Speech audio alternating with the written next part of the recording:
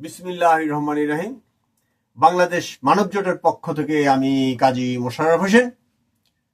এখানে আমি ওভাবে বলতে চাই না, তারপরে বলছি যে ম্যাডাম খালেদা জিয়া দীর্ঘদিন যাবৎ অসুস্থ ছিলেন। আমি জানি না এখন তাকে বিদেশে নেওয়ার মতো সুস্থ আছেন কিনা, এবং আজকে 40 দিনের উপরে বাংলাদেশে নতুন সরকার এসেছে। অনেকেই শুনি যে জামিন জামিন জামিন, প্রাক্তন যে স্বরাষ্ট্রমন্ত্রী ছিল সেও জামিনে চলে আসছে, গিয়াস আল মামুন তারাও জামিন পেয়ে গেছে। এখন জানি না যে ভারপ্রাপ্ত চেয়ারম্যান বিএনপির তারেক রহমান এখনো দেশে আসছেন না কেন। দেখুন দেখুন দেখুন,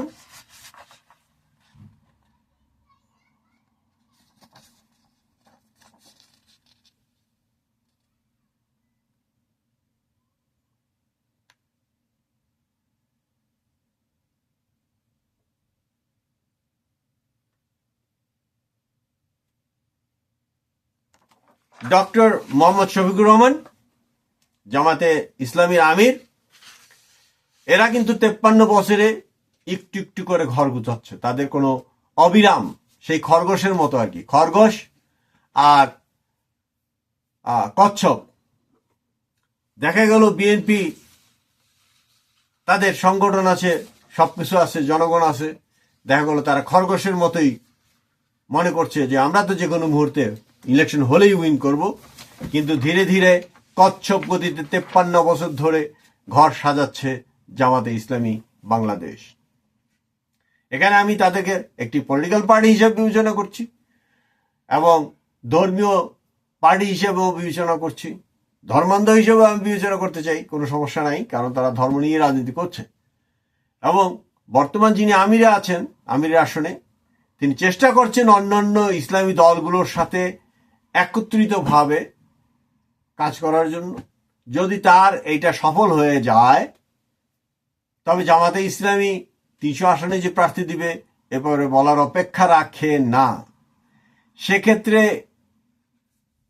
বিএনপিকে একটু ভাবতেই হবে, পিছিয়ে যেতেই হবে, হয়তো বিরোধী দলের সিট বরাদ্দ হয়ে যেতে পারে। কাজেই সেই বিএনপি যদি খরগোশের মতন ভাব নেয় এবং মনে করে ও জামাত, ও তো আমাদের সাথে সাথে রাজনীতি করছে পিছে পিছে, তাহলে হয়তো শুভঙ্করের ফাঁকির মতো বিএনপির অবস্থা হয়ে যেতেও পারে। কারণ তারেক জিয়া এখনো দেশে প্রবেশ করে নাই, এবং যেই সরকার আসলে নতুন সরকার, অন্তর্বর্তী সরকার, প্রথমেই যেই দলটিকে দাওয়াত দিয়েছে তারা আলোচনার জন্য, তারা আর কেউ নয়, তারা হলো বাংলাদেশ জামাতে ইসলাম। গণতান্ত্রিক পরিবেশ ফিরে আসুক বাংলাদেশে, এবং যারা চোর, ব্যাংকের টাকা নিয়ে ফেরত দেয়নি, সেটা 1975 সালের সেপ্টেম্বর মাস হতে এখানে সবাই আছে। এর মধ্যে যেমন জাতীয় পার্টি আছে, বিএনপি আছে, আর আওয়ামী লীগ তো নগদ নগদ আছে। চিহ্নিত করা হোক যে কারা বিদেশে টাকা পাঠিয়েছে, কারা আঙ্গুল ফুলে কলা গাছ হয়েছে এই 3টি আমলে। তাদের সবাইকে বলা হোক যে 1975 সালে সম্পত্তির পরিমাণ কত আর বর্তমানে সম্পত্তির পরিমাণ কি আছে।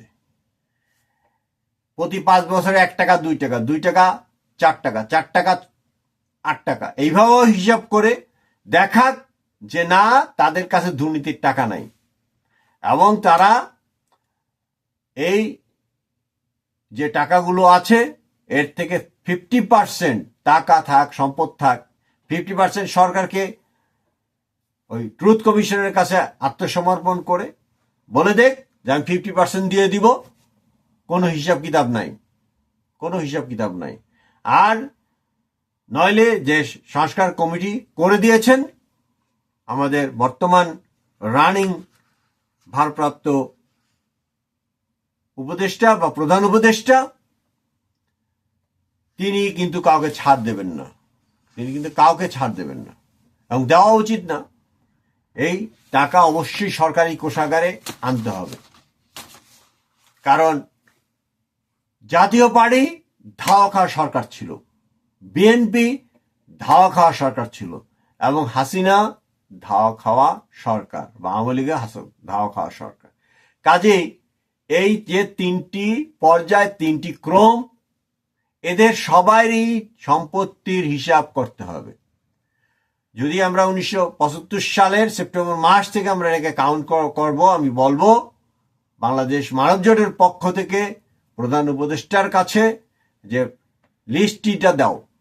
আর এদের যারা আত্মীয় স্বজন আছে, রাজনৈতিক পরিচয়ের বাইরেও আপনার যারা স্ত্রী, ভাই, বাবা মা, বোন, এদের যতগুলো সম্পত্তি বেনামিতে পাওয়া যাবে, উপহারে পাওয়া যাবে, আমাকে দান করেছে, বাংলাদেশে একটাও কেউ কাউকে দান করে না, পুরোটাই ভুয়া।